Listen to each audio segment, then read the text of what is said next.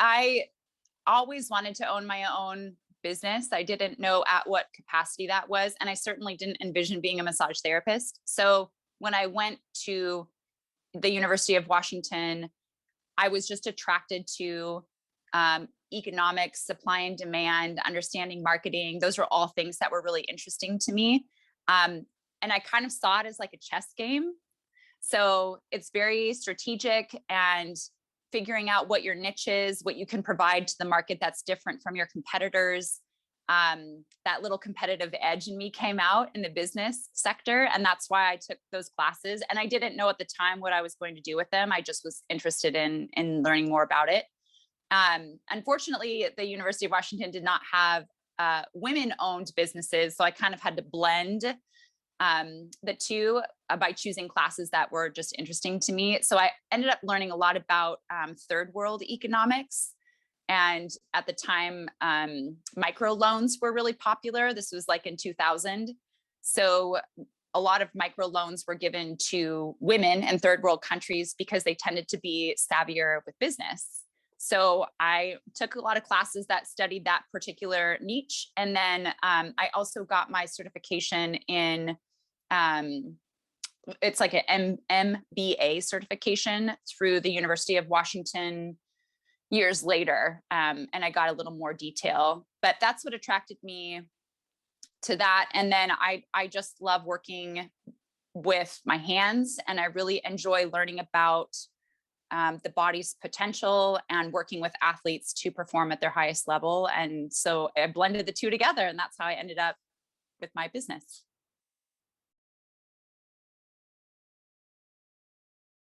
Good question. Thanks, Sophia. I'm a huge advocate of the trades, and massage therapy falls under what's called a trade specialization, meaning that you don't have to have an undergraduate degree in order to get it, which is fantastic if you want to go straight into owning a business, or if you just want to make money straight out of college. Having a trade to do that is the best. So I went through school for a year. I ended up taking a particular program that was, I think it ended up being 850 hours. So the school met, or our classes met 6 days a week, and for a year. And then I applied to get my Washington state license in 2000 and what year was that? 2008 or 9. And you can be dual licensed. So I was dual licensed in Arizona and Washington, which is also beneficial if you're working with sports teams, because then you can travel around and work in other states. And I just had to take the exam. Washington State has a licensure exam. So I had to prove that I went to school for, I think the requirement now is 700 hours. So I had to prove I went to school for 700 hours worth of training. And then I took a licensing exam, and then I received my license. And now I just every 2 years have to take 24 hours worth of continuing education courses. And that's how I maintain my licensure. Actually really nervous about starting my own practice. I did not have the confidence to do it. It's a lot to put yourself out there and say that you're worth X amount of money per hour, and then hope people show up. So it took me 3 years to really build up the chutzpah to be able to do it. And I worked at a massage school for a year, and then I worked at a chiropractic clinic with 2 other chiropractors and massage therapists and acupuncturist, and just really embedded myself in their business. And then in 2015, I just took the leap and found a room to rent. So for massage therapists, they're usually renting a space, and then you bring in all of your equipment. So you have your table, your sheets, your lotion, you know, all of the overhead supplies that you need.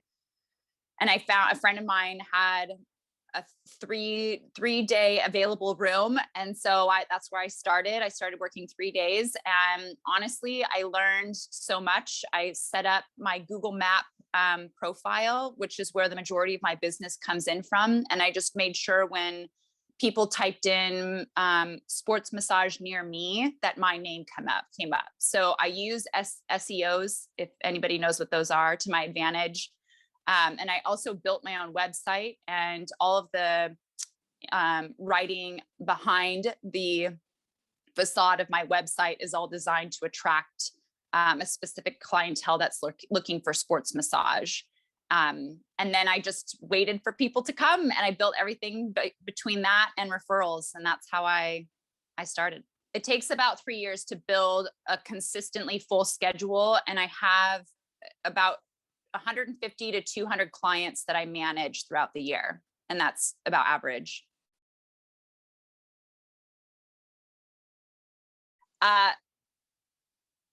So I'll give you three of my mainstays. I usually have a whole lecture that I give my my rookie pro athletes, but I'll give you the three ones.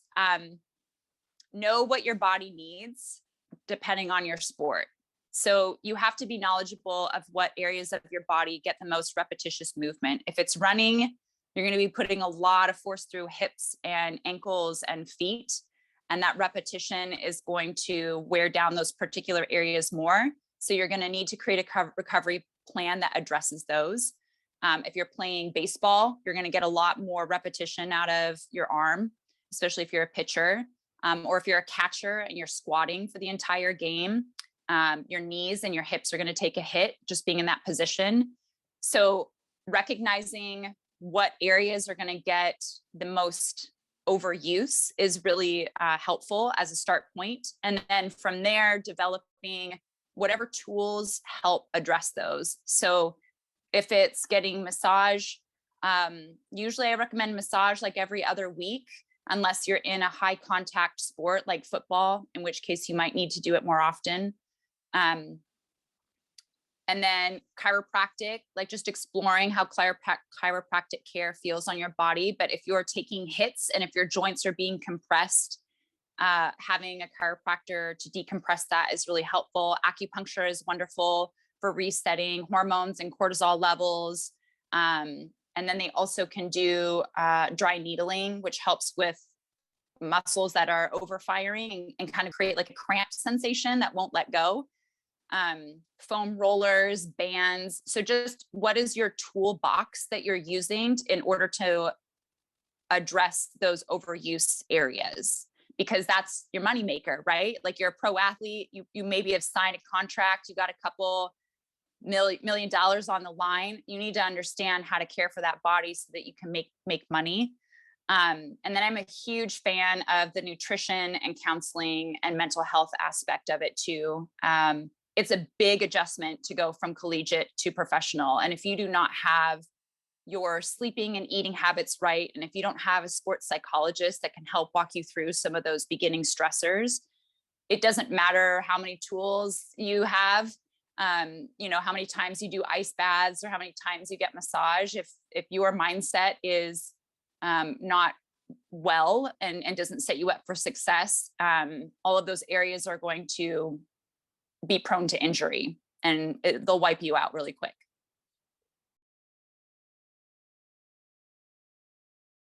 Good, really good question. So my high school athletes who go into collegiate, the biggest leap is time management. In high school, unless you're working with like soccer, for instance, a lot of soccer clubs and teams require a lot of your time. So you have gotten accustomed to spending a lot of your time in your sport. But most athletes go from high school to college and are surprised at how consuming their sport becomes. So there's a huge time management adjustment. You usually don't have as much of a social life. So just getting acclimated to your life being school and your sport, it takes a minute. And then by senior year, most people kind of have it down. And a lot of it is still the same. Like you still have a coach who's creating a plan for you to do your training, do your workout. There's a training facility at the majority of schools where they have healthcare providers who take care of you. So a lot of that's already provided, which is a wonderful transition from high school into college. And then from college to professional, a lot of athletes take a big hit when they realize that the professional teams aren't as committed individually to taking care of them. So you have to learn how to care for yourself and advocate for yourself. And if the equipment that they are providing you, shoes, jersey, if something is not working for you and your particular body, and if it's creating like hot spots on your feet because the cleats are too tight, or if a jersey is just not fitting well and you're having to work around that because it's not comfortable, you need to advocate for yourself. And that feels strange to do it at that age, because you're used to coaches just saying, suck it up. And when you're in that space of a professional athlete, you are your only advocate. So learning how to vocalize your needs is a really big adjustment. And then finding people that you trust to support you while you transition physically, because usually your body's going to be getting bigger. You're going to have to put on more muscle. You're going to have to do a lot more work to maintain that rigorous demand as a professional. So you need to have healthcare providers who you trust, who can take care of you. And that, again, takes a lot of time to find those people. But once you have your crew, like, you're set to go. So there's a lot more advocacy once you get to the professional. And unfortunately, you become more of a commodity as a professional. And there's just a little bit of disconnect for you as a person. So again, having that healthcare provider, that sports psychologist, people who know you for you and don't see you as just a commodity or something to produce and perform is nice, because it's a rough adjustment the first year for sure.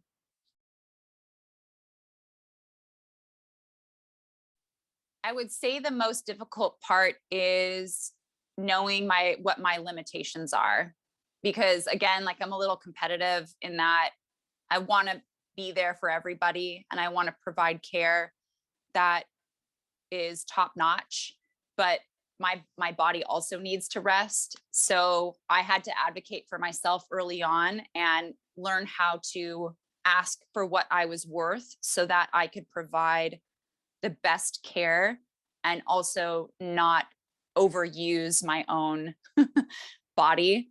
And what that looked like for me was I ended up out of the gates asking for $100 an hour for my massage treatment, which felt very strange. And I felt like I was overvaluing myself. But I live in a city where the cost of living is high, and I can't physically see 20 clients a week. So I needed to restructure everything. And I ended up just recently increasing my rates to $125 an hour. And now I limit myself between like 15 and 16 clients a week, which is a livable wage for me. But that was the hardest part. It feels very strange to ask, to figure out what your value is, and then to stand behind it. And I think that was probably the hardest hurdle for me. My driving force was there needed to be better answers than heat, ice, and rest. So I was born in the 80s, and our options for caring were heat, ice, and rest, and Tylenol. That was it. And when I got to high school, I was on 2 soccer teams. I danced ballet and jazz. I was on a swim team. I played basketball. What else did I do? I'm sure I did something else. I did a ton of sports, and anytime we got injured, those were our only options: heat, ice, rest, and Tylenol. And I knew that there was better options, or there could be better options out there. And that is when I started exploring massage therapy. So I actually got my first massage when I was 18, because I had a low back injury from dance, and no amount of stretching or resting was making it better. I think my doctor said, well, I could put you on muscle relaxers. And I'm like, at 18, there's no way I need muscle relaxers at 18. So they were like, well, you could try massage. I'm like, okay. So that was my first introduction, and 3 sessions with this massage therapist totally changed everything. All my pain went away. I was able to get more range of motion out of my hips. My balance was better. Like everything just changed. And that's actually what the turning point for me was, exploring what touch and physical care could do, that heat, ice, and rest couldn't, because athletes don't really have time to hang around for 2 weeks and wait for something to clear up. And if you can go and get physical care and then get back out there, to me, that was a way better answer. So that's really like the moment where I turned, and started looking towards physical care.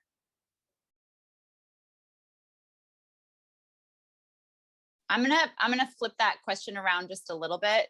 I have a different mindset with injury. I Injury is going to happen. You're going to get hurt, and that's part of the sport that you play. You have to embrace that you're going to get injured. So my mindset is, what's your plan after? So if you can plan that you're going to get injured, or the repetitive motion is going to prevent you from performing at your best, what's your game plan after? And a lot of the injuries that I see are people who are just unaware of the sport that they're playing and how that impacts their body. And so they keep doing it. Like you just said, your friends play through it, or they, throw a pack of ice on it for maybe 5 seconds and then get back out there. So that works in the moment. That's great for just that temporary management. But when they get home later that night, what is their game plan? And that's where I'm a huge advocate of, it is okay to get injured. It is okay to get hurt. It's okay to push your body to the limit. That's what makes athletes amazing. But you have to have a support crew who can help keep you at your best and maintain there's like a sweet spot between discomfort and injury. So if you go after, let's say your friend that you just mentioned, if they go home and they're like, yeah, I don't really want to go play on this next week, that window of time is where they can make an appointment with a chiropractor or a PT or whoever they're comfortable with, a massage therapist, who can support their body so that it can heal and be able to manage that spot, that they can still perform with it. And a lot of being a professional athlete is learning how to perform with injury, or to perform through hurt or discomfort. It just happens. You can't prevent it. So it's, how do you manage it so that you can maintain that level of professionalism and performance? And that's the sweet spot that I work in.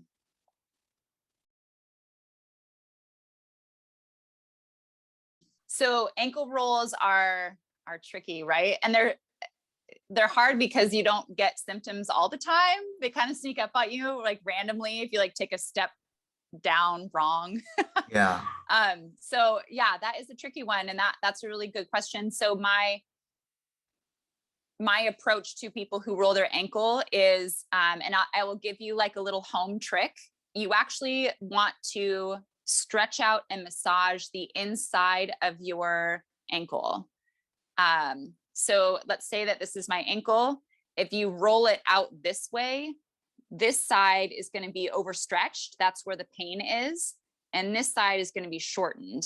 So you want to stretch out and do like really gentle upward strokes from your heel, like up towards your knee on the inside, so that the outside is not in this overstretched position. And then I would actually go to a chiropractor to make sure that you didn't, I don't want to say dislocate. Sometimes like the bones in your ankle will get like put in a odd position. And so it keeps sending you that pain signal. So a chiropractor can help check your foot to make sure that you didn't accidentally like nudge one of those bones out from its ideal spot. And then I would hit up a trainer and have them strengthen the outside, because this has been overstretched. So now you want to strengthen the outside and bring it back to a more neutral space. Yeah, that's a good finishing question. Awesome. Uh, my number one piece of advice would be get really familiar and aware with your body and what its limitations are. Understanding when it gets tired, understanding when um, you're overworking a muscle too much, and just taking either a mental note or writing it down in a journal. Because over time, you're going to realize that 5 years down the road, you're hitting up against similar patterns. So, what you want to do is start identifying what those movement patterns are so that you can have a remedy to help support it. And everybody is different, every sport is different. So, I can't say a blanketed recipe, but I can say if you become really in tune with what hurts and when it hurts and how often it hurts, or if you had like a really major injury, like a big hit in football, or in gymnastics, maybe you fell funny on your neck, document those things, because those injuries will continue to pop up throughout your career. And if you already know what caused it, you can have a better remedy and recovery plan for it. And it just makes you that much more effective. Because they happen, injuries are going to happen. So if you can embrace it and own it and know what your body's limitations are, it's going to make you a much better weapon out there on the field.